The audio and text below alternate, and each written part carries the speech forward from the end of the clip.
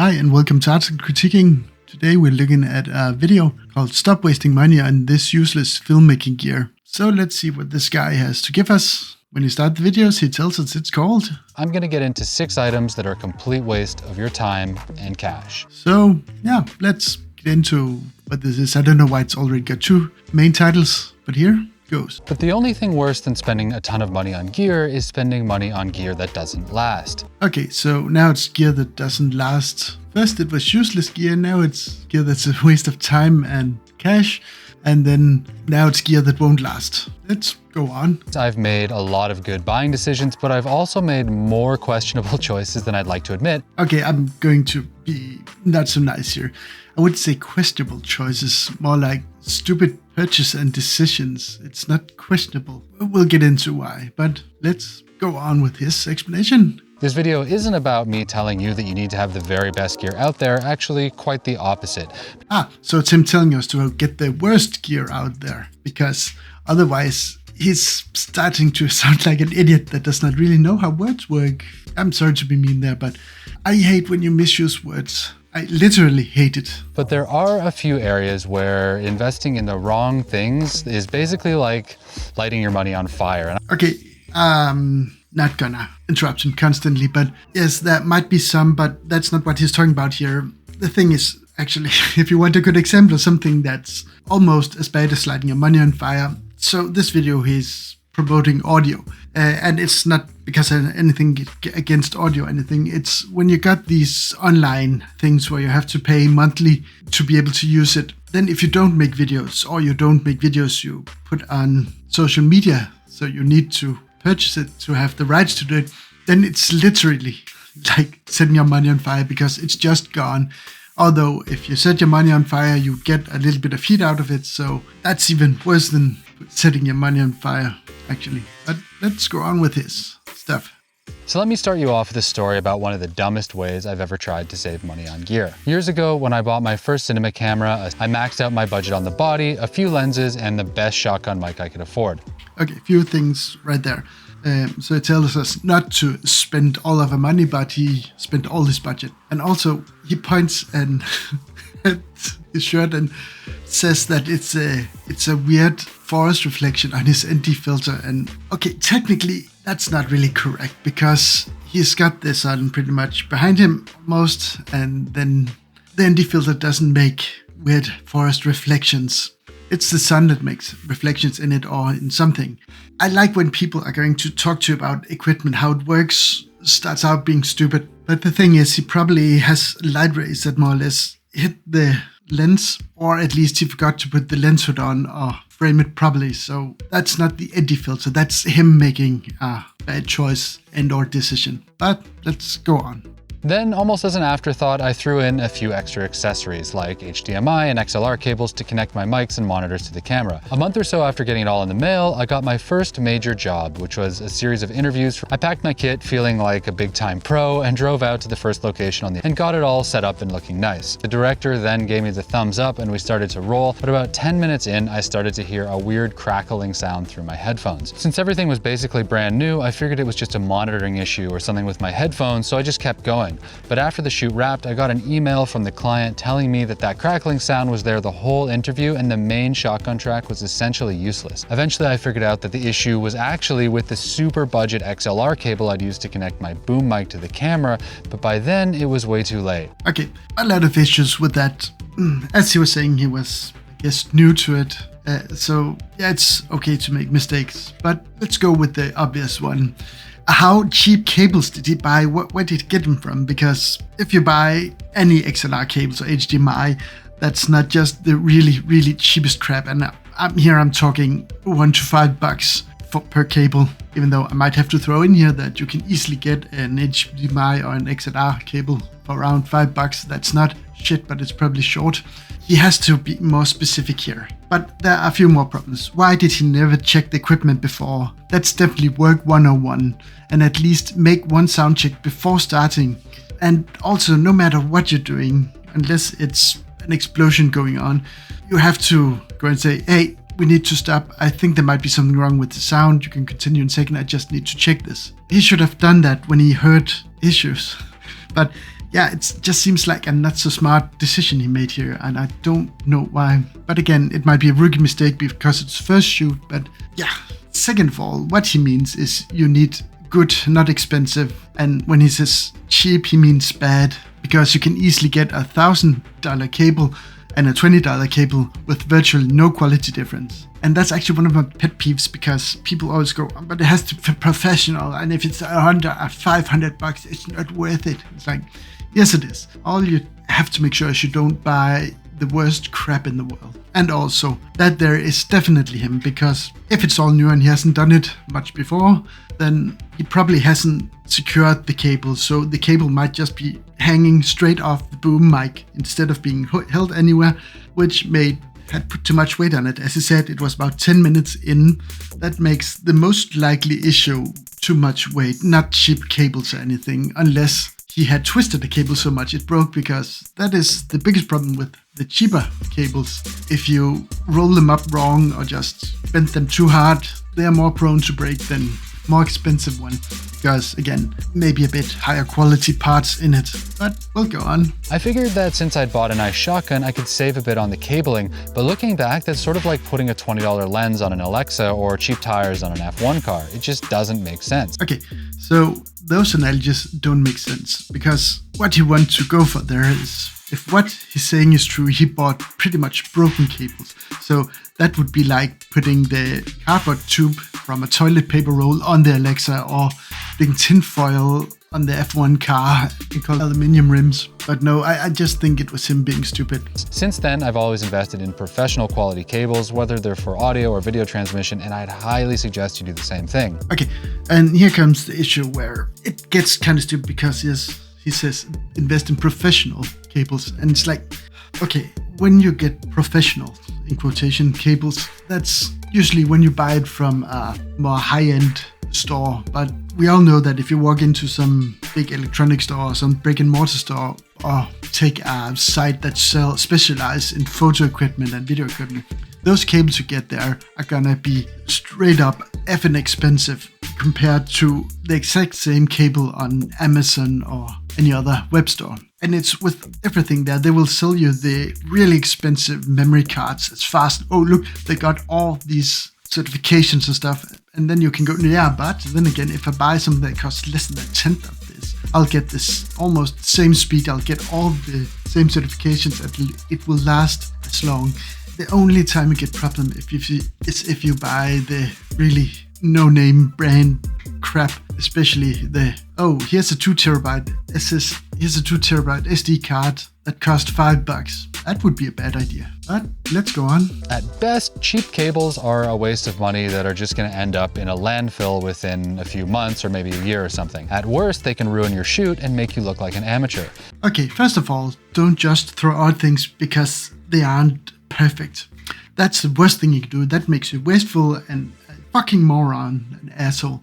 If you buy something and it's not working, then you go down to the store with it and you trade it, because you could have gotten some broken equipment. Things come from the factories, they can have flaws. So if it's that, you can go down there. And I guess since this is most likely him being an idiot that does not or did not know how to secure the cables and put it properly in and make tests and stuff, then there was nothing wrong. It was just him who did as stupid.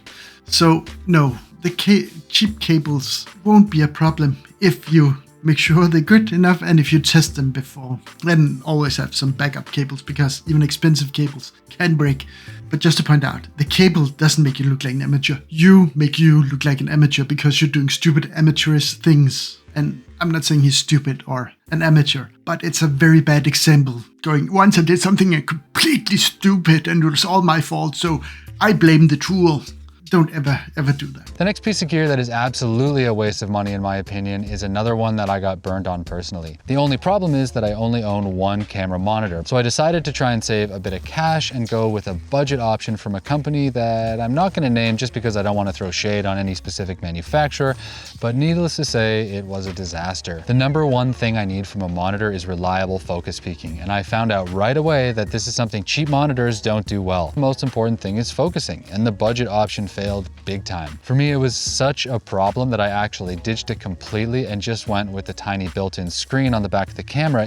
Okay, so monitor. There's a lot of things here. Yes. First of all, you don't need a $1,000 monitor like the one he has, but it will be better. It will be more color accurate and all the other things will work better. No doubt about that. And depending on the camera, whether it's built-in focus peaking or it's focus peaking on the screen, there will be a bit of a difference. The biggest difference between cheap and expensive is most likely the color accuracy. But again, when you're monitoring the straight out of the camera, you can't be 100% sure because lenses tint stuff, everything. But to focus on the subject here, focus peaking is something you have to dial in. Even cameras make mistake with different lenses. I've got some lenses where the focus peaking isn't really up to snuff, so you can't really use that as an excuse. What you need to do is always combine it with focus assist, or at least, as I've said before, make a test, because it's not a one-size-fits-all. Often you would have to take a camera, put the monitor on, set up some test scenario, and then use the focus peak and see, now it says it's peak focus, let's look at the footage, and then you can zoom in. If people don't know, focus assist is something you use where it zooms, or it digital zooms for you. You can often set it to 2 or 5 times, because if you're looking at a little screen or the viewfinder, and then you see the leaves in the background, you can go, are they sharp? Are they almost sharp? Another thing you can always do is put the, I don't know if it's what it's called on all cameras. If you have a Sony, you choose the DMF focus. That means it focuses where you set it to with autofocus, and then you can freely use manual focus after that to move the focus or rack the focus, whatever you want. But the camera is better at focusing than humans are usually. But back to the focus peaking. That means when you set it up on a tripod, then have some stuff in different distances, then you find out, how does it look when this hits that focus? Because then you can always use it. It's like that with everything. Okay, I don't shoot, but I have a gun and it's slightly crooked, so it aims a little bit to the right. Let's say that. That means if you know the gun, if you use it, you'll know to aim slightly the other direction, and then you'll learn how to use it, or you can set up the sights so you know what it's going to hit. The other going, oh, it was so bad I had to throw it out. It's like, no, you don't. Seriously, you just need to learn how your equipment works. That there is being a wasteful moron. Yeah, I'm sorry, I have to say it, moron, because you can't really just always blame the equipment. Oh, it was bad.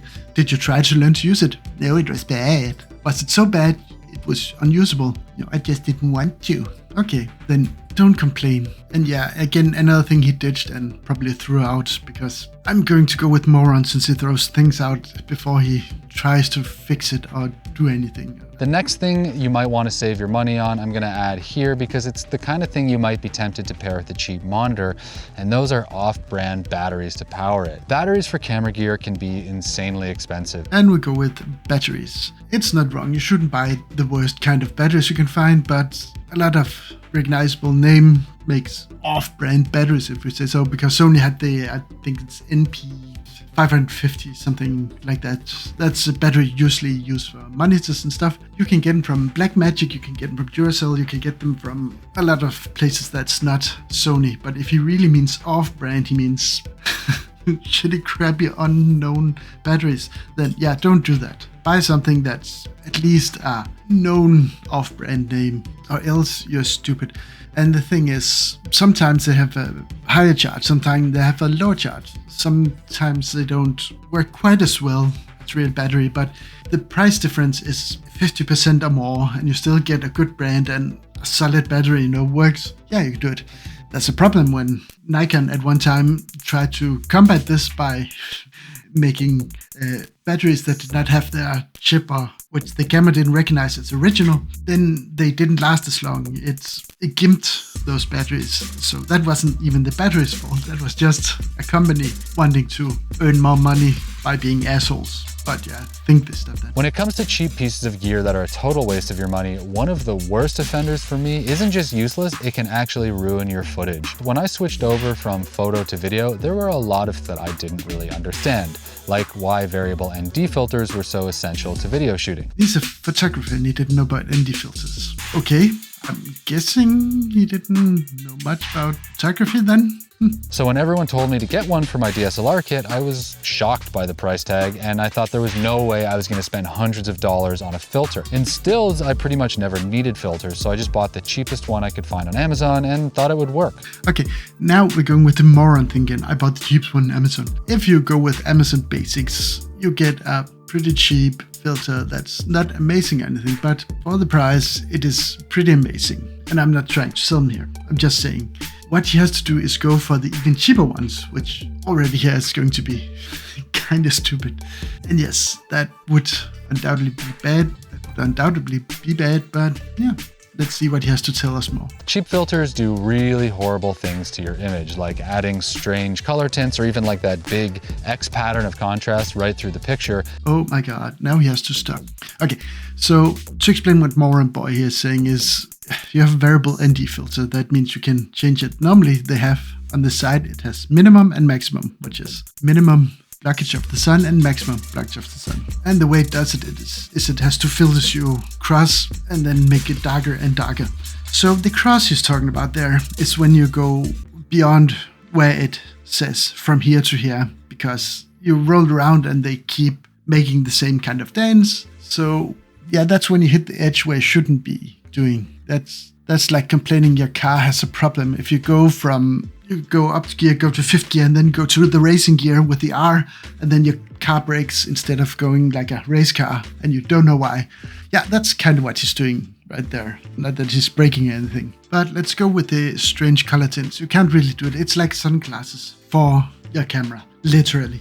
And ND filters is also known as gray filters because the most common color is the gray, which will give you a gray bluish tint, but that's more neutral than a brown filter. A brown filter would warm up the picture and it could look better, but then again, you have to buy ND filters you use. If it's cityscape, yeah, gray is good. If it's forest and nature, maybe one of those that's slightly brown in it because you don't want to ruin the colors. But as you know, sunglasses, you can't get something to dampen the lights in a neutral color. That's impossible. You need some sort of color to make the shade. And yeah, so complaining about tints is being an idiot that don't really know what he's talking about. To the point where it's actually unusable. Edit footage that had a massive green X through every clip. Yes, again, this means he was filming with probably a $1,000 monitor and stuff. And then he did not notice while recording that there were a freaking green X on the screen. He did not use enough time to look at his filter to see,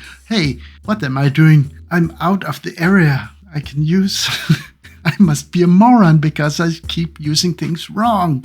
I can't even plug in a fucking mic. But yeah, so his problem is apparently pretty much him. And so just stay away from really discount filters. Not discount filters, bad filters. Again, you don't need to use $600 on a filter. Depending on your equipment, if you're beginner to intermediate, your equipment probably won't be expensive enough for it to get anywhere near buying something that would cost half or a third of a lens or something. So yeah, spend your money wisely. But let's see what he tells us here, because he's the smart guy. True color. I like these ones because there's very little color shift at all that I've noticed. So he liked this because there's very little color shift. He's saying that while holding up a clearly brown yellowish filter that clearly has a really powerful tint. I know it's good. It's good for nature photography. It's good for what he's doing right now.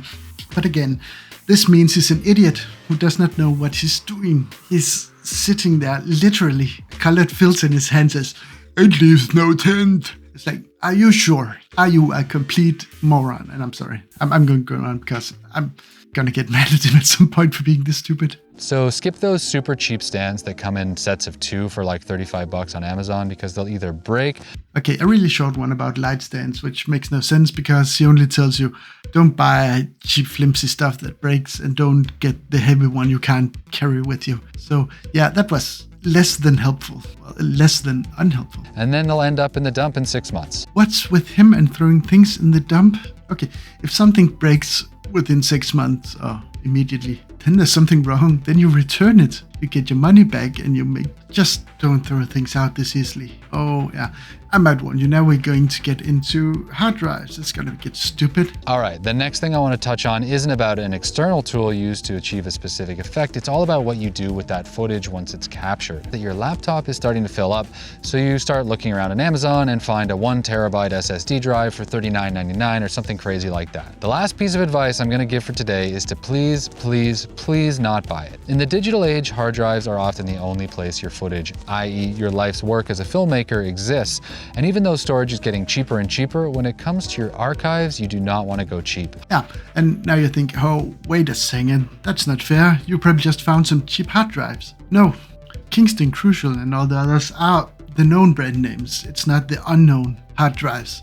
And the thing here is, when I'm making this, took this picture, that's 13 days after. And the thing that's going on now is that prices are going up right now because of production and stuff. But as he's making this video, his example for 2 cheap hard drives is what they cost. Meaning, I know the clip we saw, he had a Mac, and if he's going to buy something that's certified Mac compatible and stuff, he's probably going to buy something that costs 3 or 4 times this. But it doesn't make it any better, it just makes it more expensive and a waste of money.